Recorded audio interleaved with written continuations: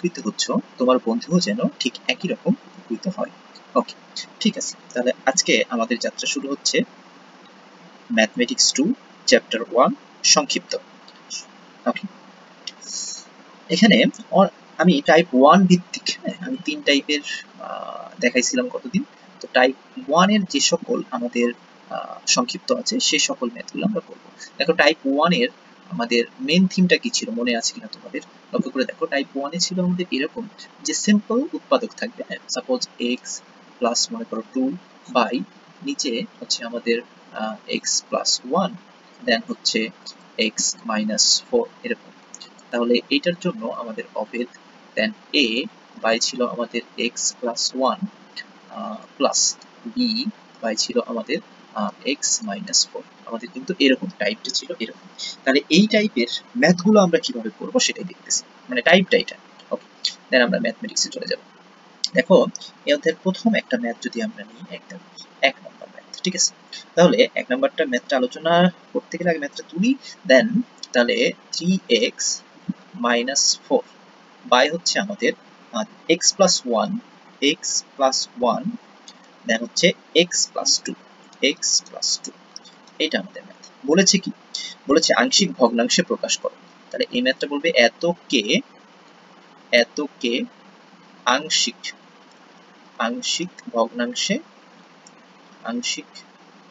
ভগ্নাংশে প্রকাশ করো।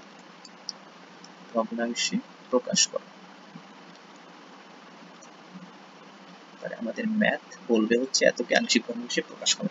ওকে, তাহলে প্রথম কাজ হচ্ছে আমাদের এইটাকে, আমরা ওই যে বলেছিলাম না যে এটাকে আংশিক ভগ্নাংশের ধ্রুবক রূপে প্রকাশ করা যায়, তো সেইটা করতে হবে। ধরি বা মনে করি যে এই কোনোটা তোমরা ব্যবহার করতে পারো। তাহলে 3x minus 4 by x plus 1 by হচ্ছে x প্লাস 2। আচ্ছা চিন্তা করে দেখো তো, আমাদের এই ম্যাথটা কি টাইপ 1 ভিত্তিক করতেছে না? টাইপ 1 এর মূল থিম কি ছিল? সিম্পল উৎপাদক থাকবে নিচে।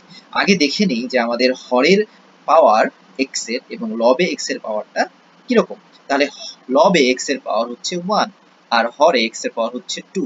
তাহলে অবশ্যই হরটা বড়। তাহলে হর যদি বড় হয় তাহলে সেই ভগ্নাংশটাকে কি বলা হয়? প্রকৃত ভগ্নাংশ। সেটা কিন্তু আমরা গতদিন বা গত ক্লাসে শিখেছি, ঠিক আছে? তাহলে x প্লাস, তাহলে x প্লাস 1 x প্লাস 2 হচ্ছে আমাদের উৎপাদক। দেন আমরা এত অভেদ আমরা ব্যবহার করতে পারি a by x plus 1 plus b by x plus 2। এইটাকে আমরা 1 নাম্বার ইকুয়েশন দিলাম, ঠিক আছে? এইটাকে 1 নাম্বার সমীকরণ দিলাম। এখন লক্ষ্য করো, আমাদের মূল কাজ হচ্ছে a আর b এর মান বের করা। যে কোনো উপায়ে a আর b এর মান বের করা। ধাপগুলো দেখে নাও, এই অঙ্কগুলো কিন্তু আমরা এসএসসি তেও করেছি মেবি, ঠিক আছে? আচ্ছা দেখো, প্রথম কাজ হচ্ছে যে এটার হর যেটা আছে এই হর দ্বারা উভয় পক্ষে আমাদের গুণ করতে হবে, ঠিক আছে? তাহলে প্রথম এই লাইনটা আমি করতেছি, কিন্তু পরবর্তী ম্যাথগুলোতে আর এই লাইনটা আমি করব না, ঠিক আছে? দেখো এটার হর দ্বারা যদি উভয় পক্ষে গুণ করি তাহলে কি দাঁড়াবে? যে আমরা লিখবো যে x plus 1 x plus 1 x plus 2 দ্বারা উভয় পক্ষে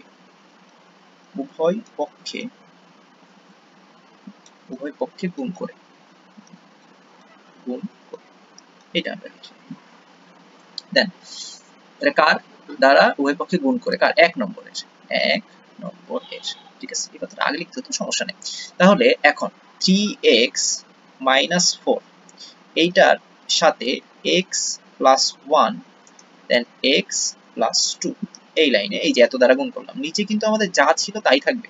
তাহলে x প্লাস 1 ছিল আর ছিল আমাদের হচ্ছে x প্লাস 2। ওকে, তারপরে অভেদ এর সাথে দেখো x প্লাস 1 দেন x প্লাস 2। ওকে, দেন আমাদের নিচে হর ছিল x প্লাস 1 x প্লাস 1 রেখে দিলাম। তারপরে প্লাস b এর সাথেও ঠিক একই রকম x প্লাস 1 x প্লাস 2 আর নিচে যা ছিল তাই থাকবে। তাহলে x প্লাস 2। ওকে, এখন এটাকে একটু সাজিয়ে লিখতে পারি আমরা কিরকম ভাবে, মানে কাটছাট করে কি থাকলো। তাহলে 3x মাইনাস 4 এর সাথে দেখো x প্লাস 1 x প্লাস 2 নিচে আর উপরে একই রকম কেটে গেল। তাহলে এখানে থাকবেই শুধু 3x মাইনাস 4 অভেদ। দেন এইদিকে থাকতেছে কি? x প্লাস 1 টা কেটে দাও, তাহলে a এর সাথে থাকবে আমাদের x প্লাস 2। ওকে, দেন এদিকে কি থাকতেছে? প্লাস বি এর সাথে আমাদের থাকবে হচ্ছে এক্স প্লাস 1, এটা থাকতেছে। তাহলে এটাকে আমরা 2 নম্বর ইকুয়েশন দিতে পারি। এখন কাজ কি, আমাদের কিন্তু হরে আর কোনো ইয়া নাই, মানে কোনো উৎপাদক নাই। তাহলে এখন আমাদের কাজ হচ্ছে যে কোনো উপায় এ কে শূন্য বানানো অথবা বি কে শূন্য বানানো। তাহলে যদি আমি প্রথমে বি কে শূন্য বানাই, তাহলে বি এর সাথে যেটা সেটাকে শূন্য বানাইতে হবে। বি কে তো আর শূন্য বানানো যায় না, বি এর সাথে যেটা সেটাকে শূন্য বানাইতে হবে। তাহলে কি করলে, বি এর সাথে আছে কি, এই যে এটা এক্স প্লাস 1, তাহলে এটাকে শূন্য বানাই, তাহলে এক্স প্লাস 1, এটা কিন্তু মনে মনে কাজ, এক্স প্লাস 1 ইকুয়ালস টু 0। তাহলে আলটিমেটলি বলো তো, তাহলে এক্স ইকুয়ালস টু কত হবে, -1। তাহলে এক্স এর মান যদি -1 হয়, এক্স এর মান যদি -1 নেই এটাতে, মানে 2 নম্বর সমীকরণে, দেন আমি বিটাকে ভ্যানিশ করতে পারবো, ঠিক আছে। আবার যদি এ কি ভ্যানিশ করতে হয়, তখন কি করতে হবে, এই যে x প্লাস 2 আছে এটা সমান 0 ধরবো। তাহলে x প্লাস 2 ইকুয়ালস টু যদি 0 ধরি, তাহলে x ইকুয়ালস টু দাঁড়াবে -2। তাহলে বোঝা যাচ্ছে যে x এর মান যদি -2 হয়, তখন হয়ে যাবে কি আমাদের, যে এটা তখন শূন্য হয়ে যাবে, তখন b এর একটা মান পাওয়া যাবে। তাহলে আমরা বুঝলাম যে প্রথমে আমাদের কাজ কি, b কে শূন্য বানানো। b কে শূন্য বানানোর জন্য x এর মানটা -1 নিতে হবে, আর a কে শূন্য বানানোর জন্য x এর মানটা কি নিতে হবে, -2 নিতে হবে। ওকে, তাহলে এইটুকু আমি একটু মুছে দিলাম।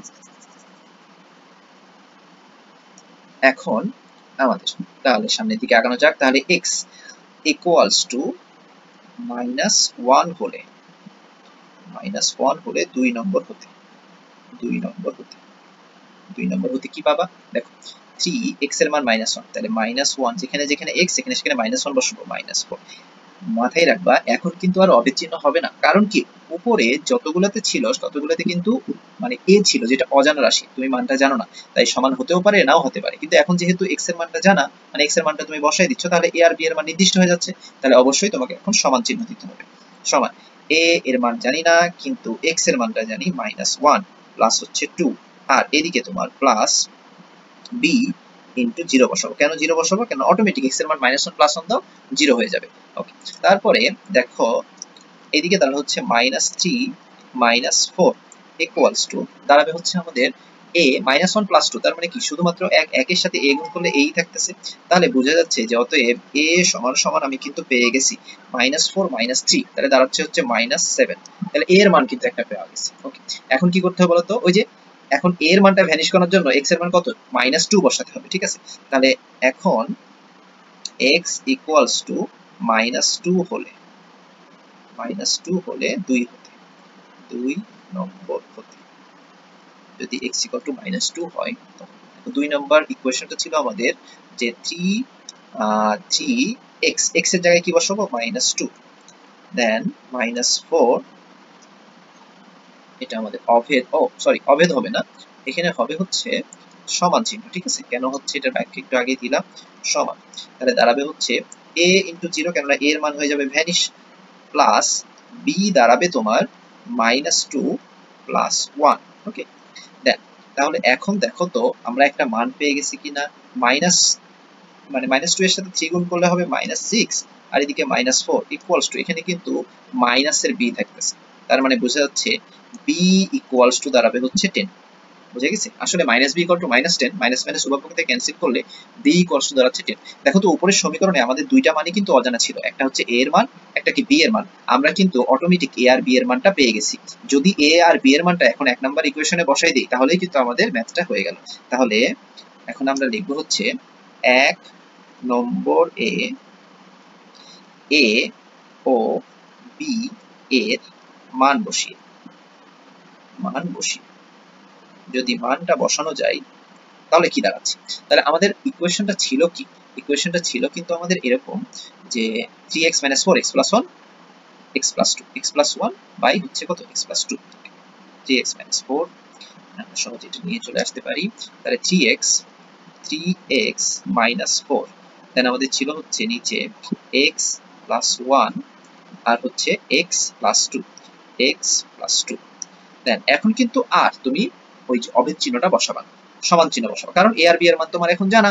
a এর মান হচ্ছে -7 বাই x + 1 বাই হচ্ছে তোমার x + 1 প্লাস b এর মানটা হচ্ছে তোমার 10, তাহলে 10 বাই হচ্ছে তোমার x + 2। এটাকে একটু সাজায় লেখা যেতে পারে, যে আমি মাইনাসটাকে সামনে না রেখে পরে লিখলাম, তাহলে 10 by x + 2 minus 7 by x + 1, এটাই আমাদের অ্যান্সার। আশা করি বুঝতে পারছো।